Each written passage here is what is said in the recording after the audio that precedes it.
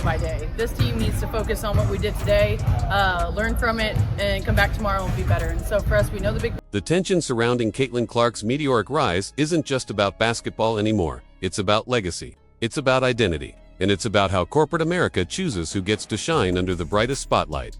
When Adidas handed Clark an unprecedented $28 million contract, it sent shockwaves through the sports world, not just because of the amount, but because of who was receiving it. She's a rookie, a white woman in a predominantly black league, a face still fresh on the WNBA stage. And suddenly, she's not just a rising star.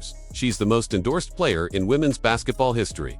For some, that was a moment to celebrate. For others, it was a hard pill to swallow. It's easy to say, don't be mad at Caitlin Clark, she's just doing what every athlete dreams of. But the truth is layered in far more complexity. Clark is now earning roughly $3.5 million a year through that Adidas deal, not to mention other partnerships and media engagements. Yet, in all this celebration, something feels off.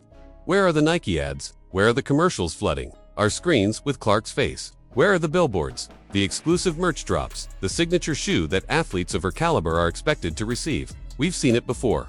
Nike gets behind a star, and the world knows about it. LeBron, Serena Covey, Jordan. Yet Caitlin Clark, despite her historic deal, is still waiting for that kind of rollout. And it raises a question no one in the league wants to say out loud. I'm hesitant to give a white rookie the full superstar treatment before a black MVP gets her due. It's not just about Clark. It's also about players like A'ja Wilson, a certified WNBA champion, a three-time MVP, the face of a franchise. And somehow, still waiting for the kind of shoe deal Clark just landed in her rookie season. Is it envy? Or is it something more insidious, a sign that the brands see more money in a fresh, white face than a proven black legend? The parallels to men's sports are unmistakable. When Zion Williamson entered the NBA, he was instantly surrounded by a storm of marketing unlike anything the league had seen in years. Jaw-dropping highlight reels, massive sneaker deals, and national campaigns. Meanwhile, established stars had to grit their teeth and watch the torch get passed before they even got their moment in the sun. A'ja Wilson, despite her accolades and consistency, is now caught in a corporate shadow. Her accomplishments are undeniable, her leadership unquestionable. But still, no signature shoe. No flashy marketing campaign. And now, she's being told implicitly or explicitly that her moment must wait because someone newer, someone younger, someone perhaps more commercially appealing has entered the room. And the first woman to ever get a signature shoe, Sheryl Swoopes. The original icon, the one who helped launch the WNBA. Her Nike Air Swoops weren't just a product, they were a statement. That women's basketball mattered, that it sold. That greatness could be captured in a shoe just as powerfully for a woman as it was for Michael Jordan. Now, decades later, as Clark becomes the face of a new era, it's fair to wonder, has the league forgotten the women who built it? Are we watching the corporate world rewrite history, pretending Clark's arrival is the true genesis of women's basketball profitability? Because make no mistake, Clark is profitable. Her jersey sales are through the roof. Her game appearances drive ratings never before seen in the WNBA. Every time she touches the ball, millions are watching, and her Adidas merchandise sold out within minutes of dropping online. She's not just marketable, she's a media empire in the making. But the silence from Nike speaks volumes. And behind the curtain, murmurs swirl that Nike isn't ready to launch Clark's signature shoe because they're afraid of the optics. Giving a rookie one who hasn't even won a WNBA title a signature shoe before A'ja Wilson could spark backlash. And yet, doesn't that reveal the deeper hypocrisy? If Wilson deserves a shoe, why hasn't it already happened? Why are fans and executives suddenly concerned with fairness now that Clark is in the picture? It's not Clark's fault, and that's what makes this controversy so complicated.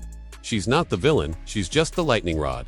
She didn't make the rules. She's just playing by them better than anyone else. But in the eyes of many veterans, it's hard not to feel the sting when someone seemingly jumps the line, when legacy and blood, sweat, and tears are seemingly ignored in favor of buzz. Sheryl Swoopes knows that feeling.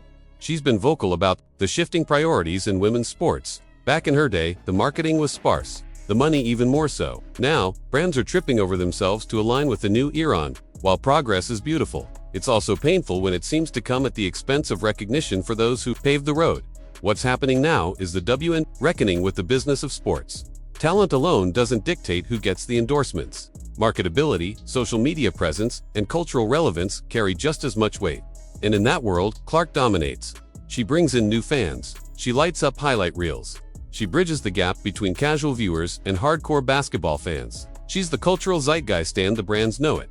But the question remains, can the WNBA elevate Clark without sidelining the women who got it to this point? Even players like Nika Ogwumike, president of the WNBA Players Association, and another icon in her own right, are watching these developments with cautious optimism. On one hand, Clark's success could lift the league as a whole. More eyeballs, more money, more legitimacy. But on the other hand, if the spotlight stays fixed on one player too long, others risk being left in the shadows. Let's not forget Candace Parker, Tina Thompson, Lisa Leslie legends, who carried the league through its growing pains. They deserve to see the fruits of their labor, too, but in today's sports economy, nostalgia doesn't sell nearly as fast as hype, and that hype machine is relentless. From college to the pros, Caitlin Clark has been on an unprecedented run. Her national championship game drew over 20 million viewers. Her WNBA debut broke records. Her social media clips go viral within seconds. There's never been a rookie like her in women's basketball, but the rapid ascent also risks alienating those who feel like they're watching history get rewritten in real time, with themselves omitted. Even the notion that Clark may not get her own signature shoe until 2026 or 2027 reveals how the business works. Marketing is calculated. Executives are balancing optics with profits, and in the process, they're exposing just how political this all really is.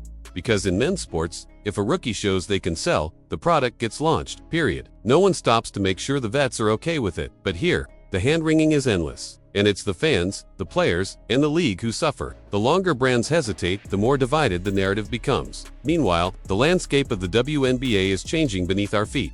With fantasy basketball rising and gambling integrations on the horizon, attention is currency. And Clark is the richest player in town. But attention is fickle. One injury, one slump, one scandal. It all can shift in a heartbeat. And when it does, the league better hope it hasn't alienated the very women it should have been elevating all along. So, what does the future hold?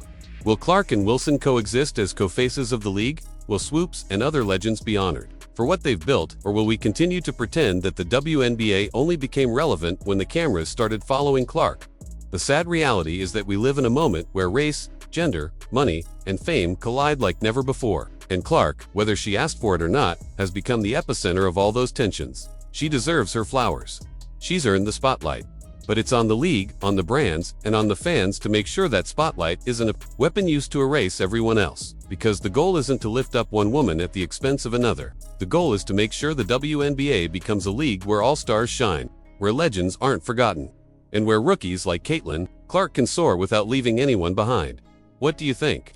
Should Caitlin Clark have already received her own signature shoe? Is the WNBA doing enough to promote all its stars equally? Or is the spotlight too heavily focused on one player? Let us know in the comments below, and don't forget to like this video, subscribe to the channel, and turn on all notifications, so you never miss the stories shaking up the world of women's basketball. We'll see you in the next one.